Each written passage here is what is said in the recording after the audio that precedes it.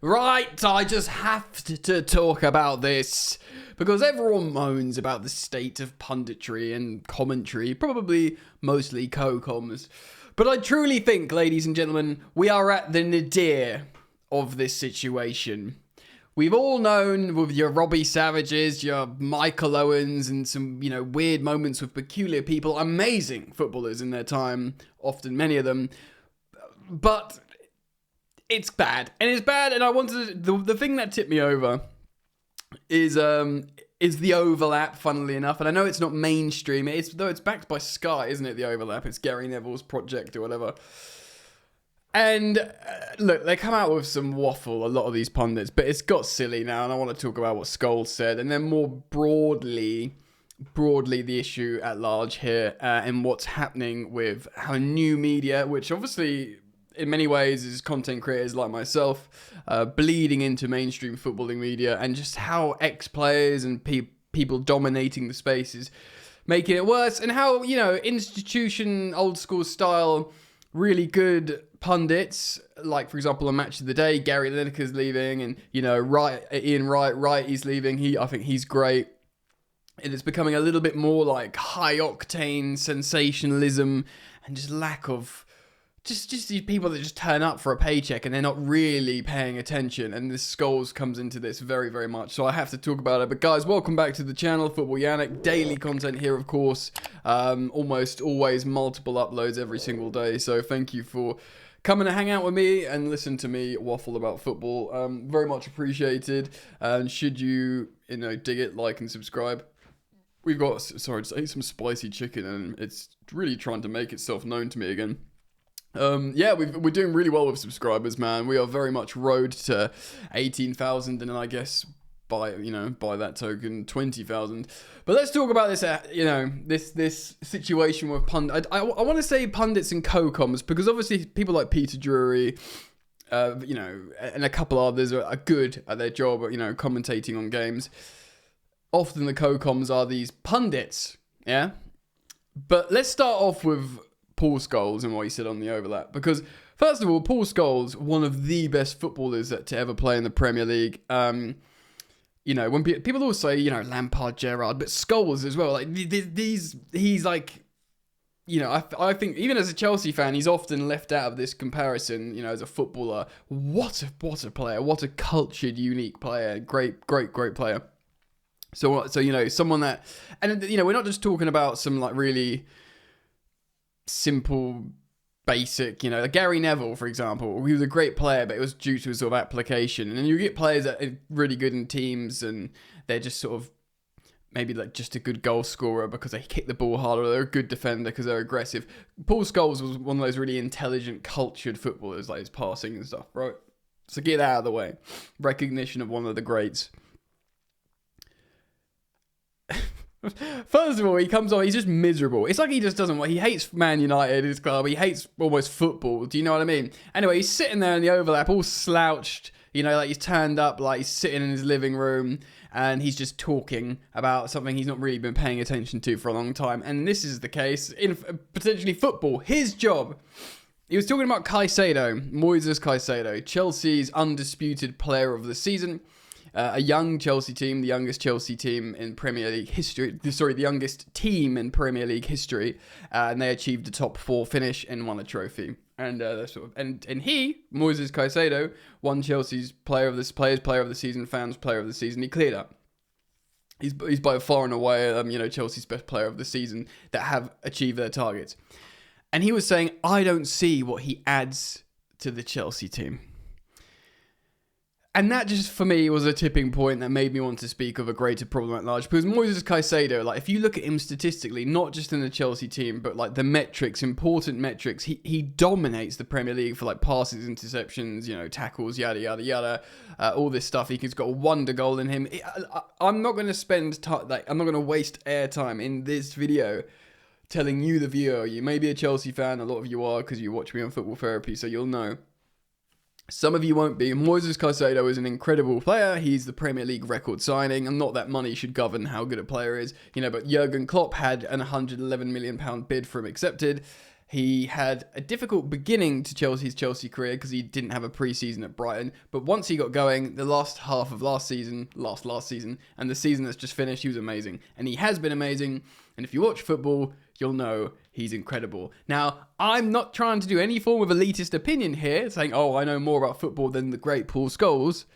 But because that would be silly. He's, this is amazing footballing legend. But what is clear is he's just talking without actually knowing what he's talking about, because he hasn't watched Caicedo, or no one's got on his ear, because it's not Sky Sports on a match day when they're throwing up stats and saying there, you got like Kelly or another host, or, TNT, you got, Laura telling these people when they're like, oh, they are player of the season, are they, with all these dominating stats, and then they can regurgitate whatever nonsense they want in accordance to that. He's sitting there back like, Gary Neville's over that project. He's getting paid to turn up and be Paul Scholes, and he's just saying, Caicedo doesn't offer anything. I think the Chelsea representative in there is Rory Jennings. I'm not sure if Rory came to. You must forgive me. The clip I saw was just that in isolation. They seem to have moved on. I don't know if Rory interjected and said, actually, he's mustard, mate. He's superb. Yada yada yada. I know Rory Jennings. He's a divisive content creator, but when he can be very eloquent and assertive when he's talking about something he believes in. So I don't know if he did come to Caicedo's aid or not, but I tell you what, it's indicative of a broader problem at large here. Yeah, so let's talk about this broadly. So, for example, like the institution of Match of the Day is changing. Gary Lineker, I think, is very, very good. He's obviously got into trouble politically, but it's separate. As a footballing pundit, he's excellent. I think Ian Wright's great as well. But then you've got what's happening right now. Okay, so obviously every now and again someone like Robbie Savage pops up to annoy everyone, or Steve McManaman, do you know what I mean? And like that just grinds everyone. Michael Owen, one of the most peculiar men ever, Again, when he talks about throwing an apple in the bin or whatever, and he's like, I had the bravery to throw an apple in the bin. He's just genuinely a very strange person, and like doesn't watch films. And I know it sounds like a silly requirement for a pundit, but you have to connect to human beings who like football, and people watch films. He just, he's a bit of an alien and a strange example. And then you got people like Rio Ferdinand, who's co-commenting on the Champions League final and saying when PSG blew everyone away, which we all enjoyed in terms of the team, and it was a lovely story for Luis Enrique for his own personal reasons, but of course it's problematic for footballing structure, cultural, geopolitical reasons. It's a Qatari-owned project, financially juiced, and it isn't that team of young French players. It still cost a lot, hundreds of millions of pounds, $500 million or whatever it was, that starting 11.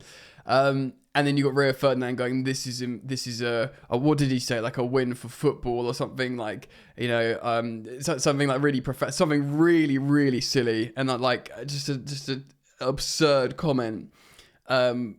Because the big picture or something, for the big picture of football, something I can't remember exactly what he said, but it was mind blowing because I blanked. I was like, what are you talking about? Now, the small picture is good for football because of the thing you're seeing in front of you, but what's actually at large behind, the sports washing elements of it, yada yada yada. We're not getting into that because that's not what this video is about. But it's just such an uneducated, opposite thing to say. Like, and I've got nothing. I think personally, Rio Ferdinand's is probably like a good guy, and he's got his own podcast, and he is a guy with a podcast. He's an ex-footballer with a podcast, and that's probably the medium he should be in. When he's on these like TNT commentary things, he's just going Ballon d'Or when he's seeing Vinny Jr. What have we reduced ourselves to? Again, I'm a YouTuber content creator, and this is what you get. You get people shouting down the... Is that what they're trying to do? They're trying to bring that into mainstream footballing punditry commentary. I think it's really sad, man. Like, where is, you have a select few like footballing analysts and content creators that speak very eloquently about football and know what they're seeing. Like the boys at Tifo from The Athletic and stuff like that. And they're charismatic, a lot of them as well. So why are we sticking to these ex-pros who are just pissing everyone off now? Do you know what I mean? Like, when you've got like... I don't have a problem with any of the characters. Jamie Carragher's done some very disagreeable stuff in his history. To be honest, I'm not sure how he's working, some of the profile of jobs he is from what he's done previously. But, you know, again, it might sound like a blue-tinted Chelsea fan, but he does seem to be coming at Chelsea quite a lot. You know, we're not a young and exciting team. We're the youngest team in Premier League history, and we've finished top 4 and, you know, won a trophy or whatever. It was a successful season. And then he says, like, why? He says, like, why Chelsea in the Club World Cup? He's really angry about it. Because it's a structural rule. They made a certain amount of winners get into it, and they decided it goes back 4 years. Whatever, like, you can be upset about that, but you can, and his like point was, oh, well, what players do you have now when you won it? That's got nothing to do with nothing. Do you know why are you saying that? It's almost like he's just angry and he wants to moan. And it's become like, I mean, even if I saw a YouTuber say that on a YouTube channel, I'd be like, well, this guy's a bit of a knob, he doesn't know what he's talking about. And fair enough, more power to him, he's shouting on his YouTube channel. He's expelling his energy in such a way, but if you break down what he's saying, it's a nonsense. The fact that we've got that in mainstream footballing media is mental. And even like Gary Neville, who I've got a lot of respect for, I think he's a great interviewer. He's a great businessman. He was obviously a great player.